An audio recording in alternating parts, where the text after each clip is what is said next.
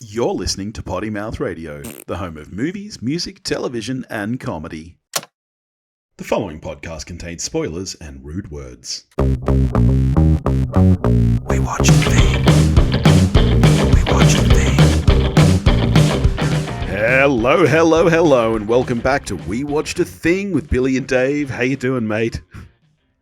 I'm good. How are you? You're back from your overseas jaunt. I am back in boring old reality. All right. Well, this week we are chatting about two films. We're going to talk about Civil War and Abigail. Let's toss a coin, and it's Civil War first, so let's do it. Civil War is a 2024 dystopian war film written and directed by Alex Garland. Follows a team of journalists traveling across the United States during a civil war fought between an authoritarian federal government and several regional factions. It stars Kirsten Dunst, Wagner Moura, Kaylee Spaney, Stephen McKinley Henderson, Sonoya Mizuno, Nick Offerman, and Jesse Plemons. And I realised that I inadvertently stole your job there, mate. It's about what you just said. I got too into reading. Study on the nature of journalism and photojournalism. It is. During crises. Let's get straight into it. The film itself has been quite divisive. I've heard so many different opinions. Some people who I really respect loved it. Some people who I really respect hated it. And I'm so curious to know where you fall on the spectrum. Did you enjoy Civil War? I'm part of the sensible middle faction who are not an extremist in any way. That's interesting. I have not met anyone who's in the middle on this film, so there you go. No, it's a good film. I don't think it's a perfect film. It's definitely a good film, and I think anyone who tries to say it's not really doesn't understand cinema. Yeah, okay. I loved this film. For me, this is now the best film of the year. I saw you say that. Yeah. Wow. It's well overtaken Dune 2. In fact, Dune 2 is now, I want to say, fourth on my list for the year. That's crazy. But I thought this film was exceptional. I'm a big Alex Garland fan, and I think this is his best film. Let's get straight into it then. Obviously, the most divisive thing about this film, and I've seen this mainly from American viewers, is people who aren't happy that it doesn't take a side and that it doesn't give us enough exposition. And I couldn't disagree more, really. I think, look, I think the film skirts around politics, but I think as a viewer, it's pretty clear that Nick Offerman is a stand-in for Trump. I don't think there's any question about that. He is very clearly a fascist president who is, he's given himself a third term, disregarding the 22nd, is it the 25th Amendment? But he's fucking thrown the Constitution out the window. Yeah, he's done airstrikes on American Sydney. There's a number of things said throughout the film that make you realize this is not a good dude, and that people are rebelling. It's enough to have fucking California and Texas join forces. I think you get plenty of background, and I like that you don't get everything, but I think what you do get is more than enough. I think it's plenty sufficient, and I don't think it's that important either, because if you dig any deeper into politics on this film, that becomes what the film is about, and that's not what the film is about. No, the film is a statement on many more things. You're right. To me, it's mainly about journalism, and I think partly that's why I loved it so much. I've worked in TV for years and years now, and I've been, thankfully, not in war zones, but I've been in pretty horrific situations working as a cameraman, as a video, cameraman, and as a still news journalist. And you see some crazy shit, and you do reach a point like Kirsten Dunst's character does in this film where you know that that's just the job and you just have to do it. And if anything, there's more parallels between this and Nightcrawler than there is with 100% a war film. 100%. But I also think it's obviously making a huge statement on war itself, whether it's Civil War or not. An American writer-director would never make this film. 100%. No, you couldn't get away with it. Yeah, this is... Yeah, the things this says about American politics and I mean the almost factional nature of the two-party system. It's only an outsider could have come in and made this. See, I don't have any issues with the fact that the film doesn't take sides. I think that's a good thing, 100%. One of the issues that I did have with it is I think it lays out a very, very complex and complicated political landscape. He hasn't chosen to just have Texas and California here and everyone else over there. He's got two other fucking factions that are barely mentioned. But they're mentioned enough that I spent most of the film not knowing who anyone they encountered. I didn't know whether Plemons. But and that I think is the beauty of it. I think, to me, that was a misstep because I spent too much time thinking about that when I shouldn't have been. I couldn't disagree more. I know it was deliberate, but that was one thing I didn't like that stopped it being a perfect film. I think because the film is not about that. I think he made it too complex to the point where I spent more time thinking about it than he probably wanted me to. Man, I disagree. Because he made it complex. Yeah, see, I think that is a huge part of what this film is and what it's about. And, like you said that, an American couldn't make this film. At the same time, I don't think it's been said enough how brave it is that a British person made this film. Oh, because the film itself is brave, period. Because but 50% of America are going to fucking hate it just because it exists.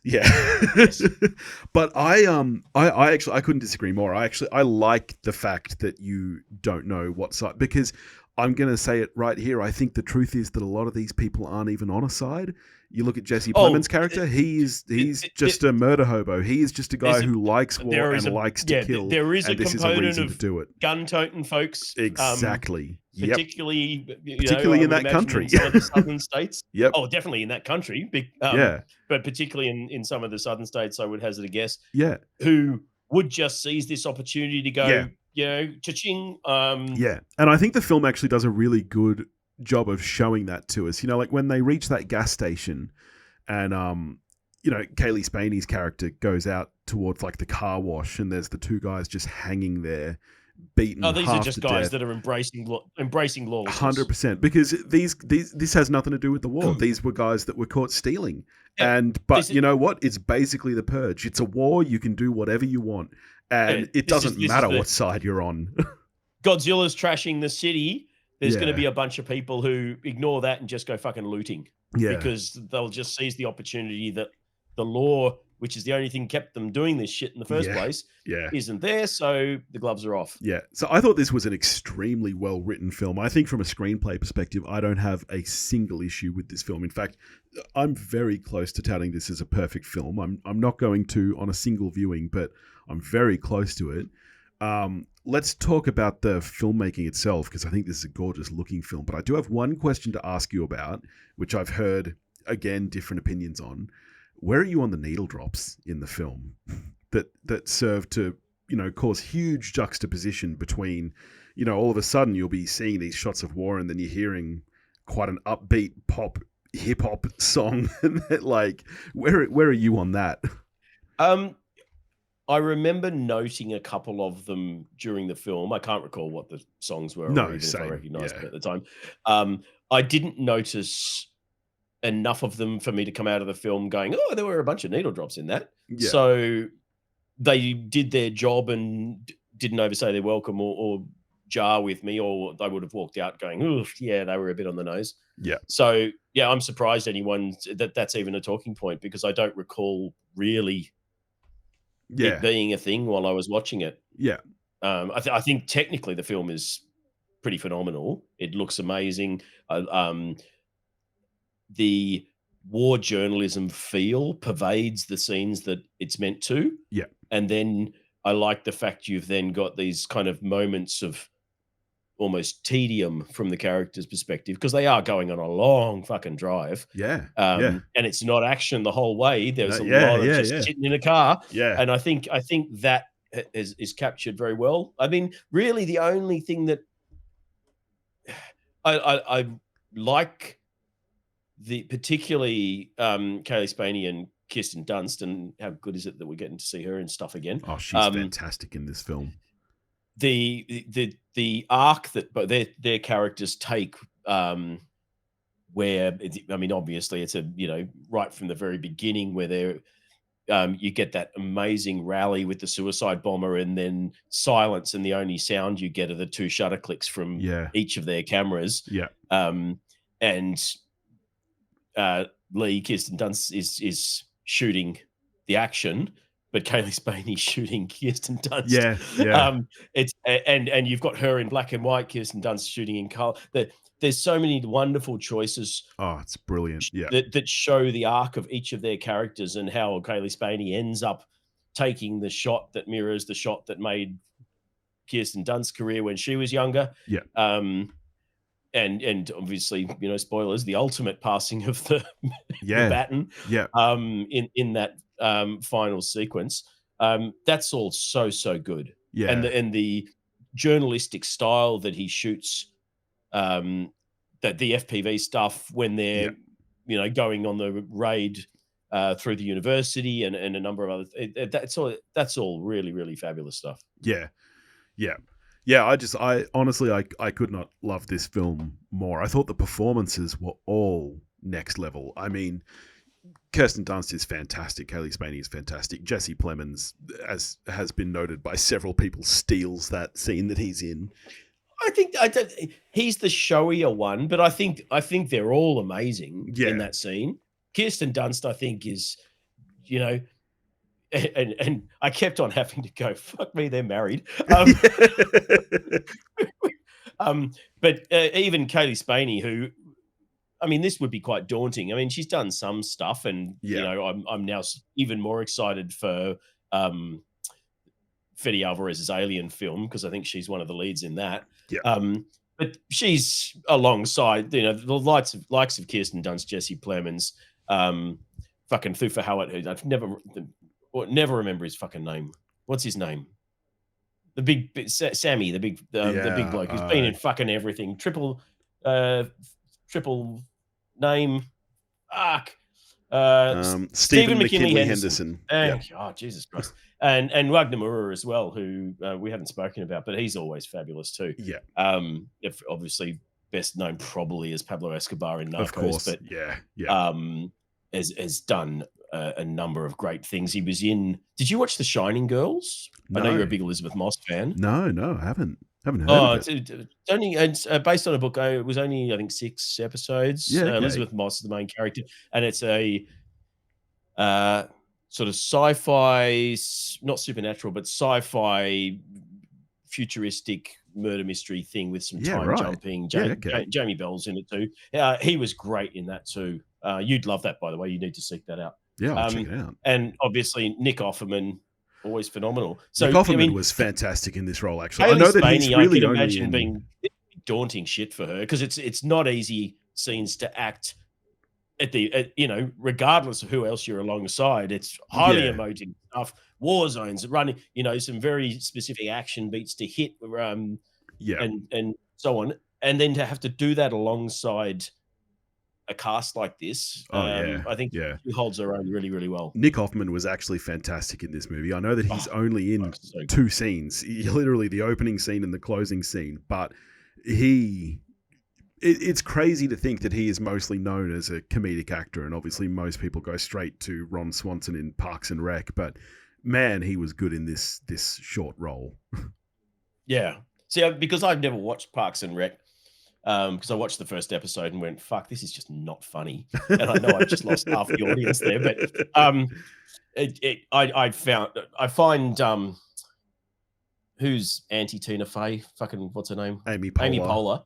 I find her cringy, and even though my spirit animal Aubrey Plaza's in it, I just didn't gel for me. So to me, I don't think of him really as a comedic actor first and foremost, because I go to things like The Last of Us and a number of other things I've seen that are all The Last of Us.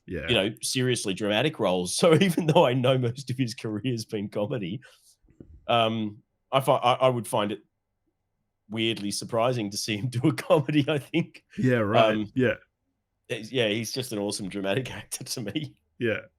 I know I've sounded negative on it. I'm not. It is one of the best things I've seen this year. It just I think I went in expecting, because I saw it after most people, including you, had seen it, and I'd heard just all these glowing reports. I think I went in with expectations, super high expectations, yeah. and so what would have probably only been more minor niggles stood out more, because I was like, oh, it's not perfect. I don't like that little thing, and I don't like that little thing. Yeah, okay.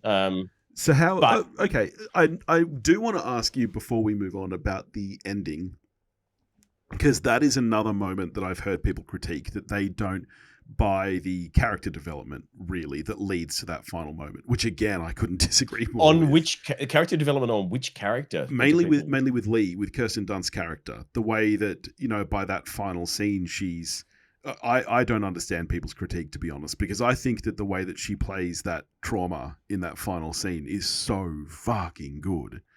But people don't buy that she would jump in the way of Kaylee Spaney.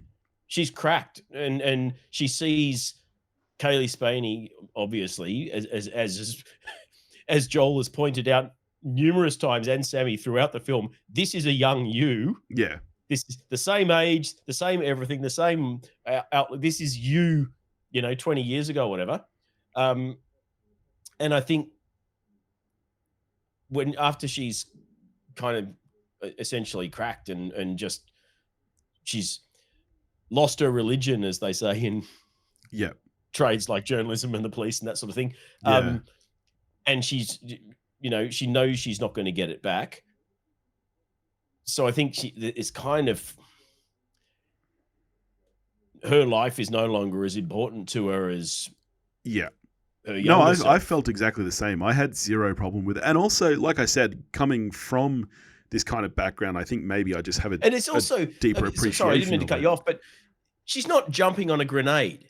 Yeah. She didn't know she was going to get shot. Yeah. She's trying to pull her out of the way, and she happens 100%. To get hit by one of the rounds. If she jumped on a grenade, I'd go, oh, that's a bit on the nose. But she's not. She didn't know she was sacrificing herself. She's just got, oh, fuck this kid. And tried to drag her out of the way. So that's my thing too. Yeah, no, absolutely fine. Because a lot of people have critiqued the way that she goes from this kind of really hard journalist who doesn't even want the kid coming with them to that final moment. I just like I said, maybe it's because I have a background in this. I don't even see it as character development.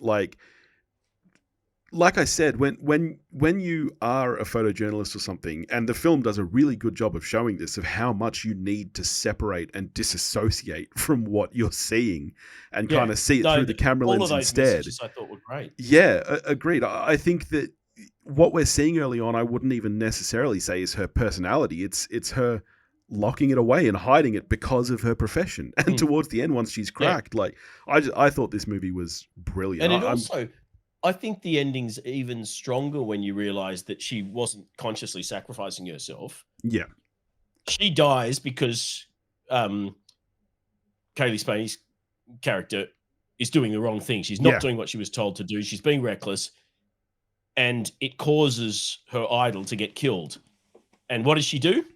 She takes the shot of Lee and then walks off. Yeah. So she's learnt the lesson of dissociation. Yeah. No, I think that's all very strong. Yeah, no. So I'm a 9 out of 10 on this film, and honestly, on reviewings, it'll probably go up. Like I said, it's currently my number one of the year. So how are you scoring it then? I think it's probably of the films Garland's directed, I'd say it's my fourth favorite. Okay, yeah, right. Which sounds harsh when he's only done 4, but there you go. I love the other 3. So, look, I don't know. I think I'm a 7.5. Yeah, okay, that's still a good score. It's solid. It's a big recommend. Everyone should go and see it on the big screen. It's technical. The fact it boggles my mind that this is only the 4th feature that he's directed, but that. This is not someone who went through film school, as far as I know. This is a novelist who just drifted over into film because he was writing so many of Danny Boyle's screenplays. Yeah. And now he's literally one of the directors that I'm most excited every time something's announced. It blows my mind. Yeah, definitely. So yeah. All right. Big recommend. Yeah. All right, well, let's talk Abigail. Let's see if this is also a recommend. 2024 American vampire horror comedy film directed by Matt Bettinelli-Olpin and Tyler Gillette, from a screenplay written by Stephen Shields and Guy Busick. It's a reimagining of the 1936 film Dracula's Daughter, and it stars Alicia Weir, Melissa Barrera, Dan Stevens, Catherine Newton, Will Catlett, Kevin Durand, Angus Cloud, and Giancarlo Esposito. And what is it about, mate? Gang of crooks kidnap a young girl from her ballet recital, and hole up in a mansion that their, I guess, benefactor or boss, Giancarlo Esposito, has organized for them. And while they're waiting for ransom demands to be made, etc., things develop, and it becomes clear that young Abigail is not quite what she seemed to be. And that's what should be the précis of this film. Sadly, the marketing of this film was fucking atrocious and ruined the entire thing. Yeah. So pretty much everyone knows that the kid's a vampire. Yeah. Yeah. In fact, that's one critique that I've heard about the film, is mainly around the marketing, that because of that it's not the film's fault. The film was hamstrung by the marketing. And the marketing is not, you can't blame Olpin and Gillette for the marketing. No, they would have had no part in it. Yeah. Because I've heard some people say they would be pretty pissed. I've heard that some people say because of that marketing, they found the pacing for the first kind of 40 minutes or so before you get the twist really slow and off. I didn't find that, but you did. I didn't find that, but I understand that critique, because if you know that she's a vampire and shit's going to go sideways, you don't want to sit through, half an hour or whatever it is of kind of learning who these characters are and finding out where your sympathies lie, whether it's the girl, whether it's Melissa Barrera, or whether it's what. None of that matters. You're just waiting for the horror shit to start. So I think this is one of the most egregious examples of marketing hamstringing and really affecting the performance of and how effective a film is. Yeah. I don't know about you. I ended up a bit more mixed on this film, and I think similar to you with Civil War, I'm going to blame my own expectations here, because I loved Ready or Not. Ready or Not was right up the top of my list of films for that year. I've liked all the Scream films that these guys have done, and I just didn't find this film as fun as I was hoping it was going to be. I liked the characters. I particularly like Catherine Newton. I think that she's just awesome in everything she does. I love her.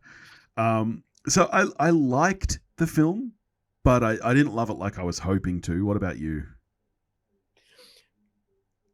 Probably much the same. I think I'm probably going to be slightly higher on it when we get to scores than you. But yes, they're irrespective of the marketing. I think there was a little bit of pacing issues. I think it's a little bit too long. I think there was a fair bit of humor. A lot of it due to my man Kevin Durand, who I thought was fucking great in this, and Dan Stevens, who pretty much steals the movie as far as I'm concerned. Really? See, I actually thought all of them brought a good level of comedy. It's great. The ensemble cast is great. It's really funny. The biggest shame in the film actually is that Melissa Barrera is the lead, and she is kind of the least anything. Like she's not that funny. She's the normal one. So she's not. She doesn't get the funny lines. She doesn't get the over the top affectations or any of that. She's just kind of the normal one. So she's, I guess, burdened by being the straight one. Essentially, while the others get to ham it up a bit. But I thought she was very strong. As an ensemble cast, I think that there's not a weak link in it. Even for sure. Angus Cloud, who sadly passed away shortly after filming. And who I always, every time, the few things I've seen him in, every time he comes on, it's like, oh God, who's put Sam Smith in a movie?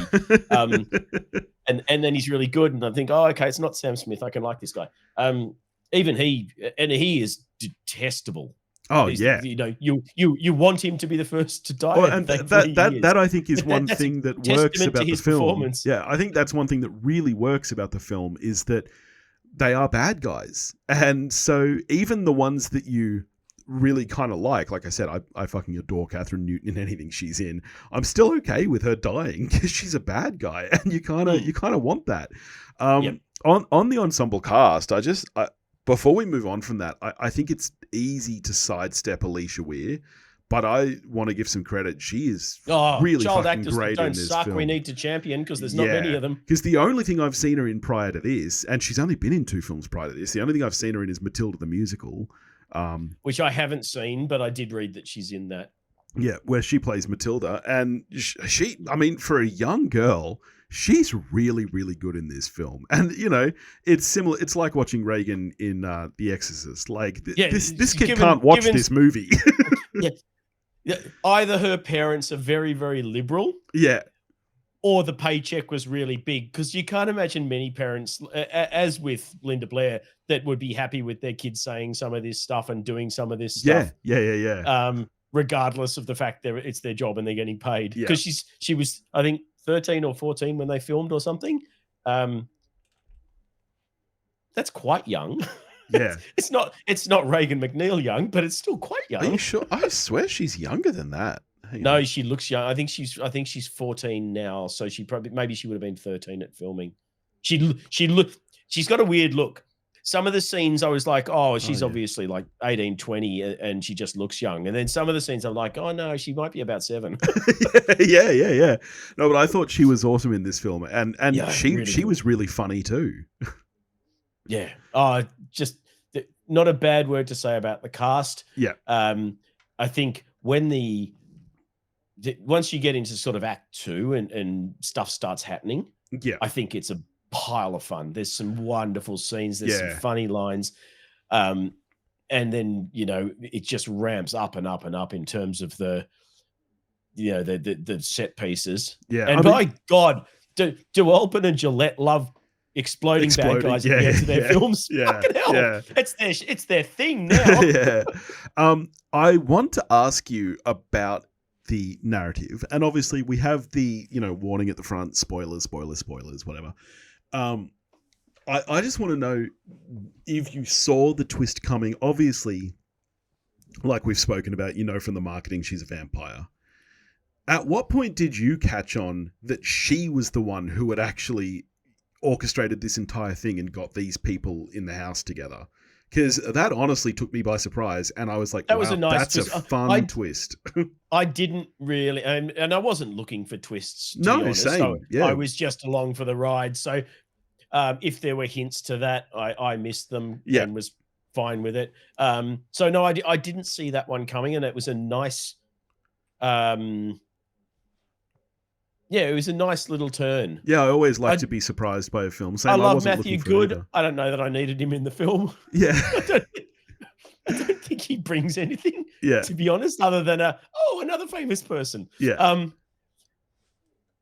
And I did find the kind of odd partnership between Joey and Abigail at the end, after Dan Stevens gets turned. Oh, when they team up to take him down? Surely, the enemy of my enemy, whatever, what do we need to survive? Once Dan Stevens is gone, I really don't get why Joey still didn't have an issue with the person that had killed everyone else that she'd been there with. They still sort of stayed friends. It was like, oh, yeah, Dad's a bit scary, but I guess I'll be on my way now. Oh, thanks for your help. I guess it's not like Joey knew or had any great love for the rest of that party. Like, I think she just wanted to get the fuck out of there. She was getting very fond of that Secret Service guy. They seemed quite pally-wally. Yeah. Yeah, so all in all, I liked this film. I thought it had some really good moments. To be honest, I probably need to rewatch it because, like I said at the start, I'm definitely going to rewatch this. I think I think it's expectations for me that really killed it because I did love Ready or Not so much, and I was like, hard to live up to, difficult second film and all that. Yeah.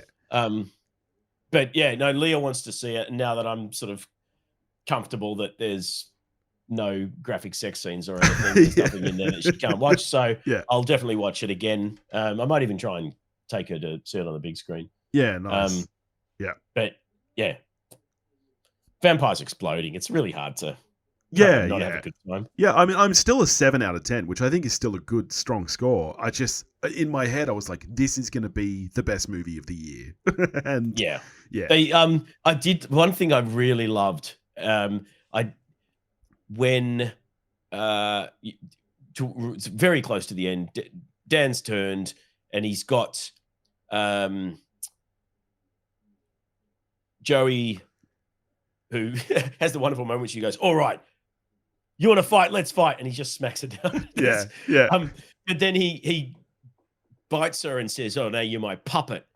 And I was sitting there going, really? It took Catherine Newton like 4 hours to become a puppet after she was bitten. Fucking inconsistent writing. Come on, you're better than this. And then it turns out she's faking, and Dan Stevens just didn't know the rules. I thought that was awesome. It's like, don't doubt us. We know what we're doing. So how are you scoring it? At the moment, I think I'm a 7.5. Oh yeah, nice. It could go up or it could go down. It could end up a 7 or an 8, depending on a rewatch whether the fun outweighs the pacing is, because now I'm going to be going into it and I won't have the irritation of the pacing not being kind of what I expect, because the twist has been ruined. I'll gloss over that. So I'm expecting I'll like it more on a rewatch. Yeah. Nice. Next week we'll be getting to The Fall Guy and also Boy Kills World, both of which I'm curious to see.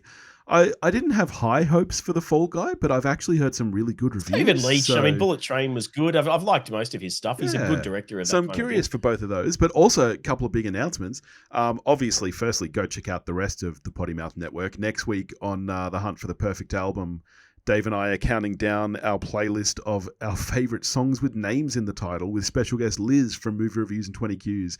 We recorded that last night, and it was a hell of a lot of fun, actually. So that's going to be great.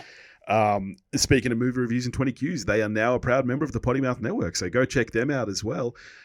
Check out the Facebook listener community. The link is in the show notes. And also, really big announcement, we finally have a launch date for our Dungeons & Dragons pod. We are 9 episodes into recording, and the first 2 are going to drop on the 10th of May. So bookmark that date. That's really soon. I know, it's so soon. And then weekly from that point on. So definitely get your subscribing fingers ready. But that's it. If you want to get in touch with us, you can do that at pottymouthradio.com or pottymouthradio@gmail.com. As I said, Facebook listener community links in the show notes. And if you want to help support us, you can do that at patreon.com/pottymouthradio. And get yourself all sorts of bonus content every month. That's right. And in fact, I reckon I'm going to chuck the first 3 or 4 episodes of D&D up there in the next week or so. So if you can't wait till May 10, go check that out. Yeah. Catch you next week. See ya.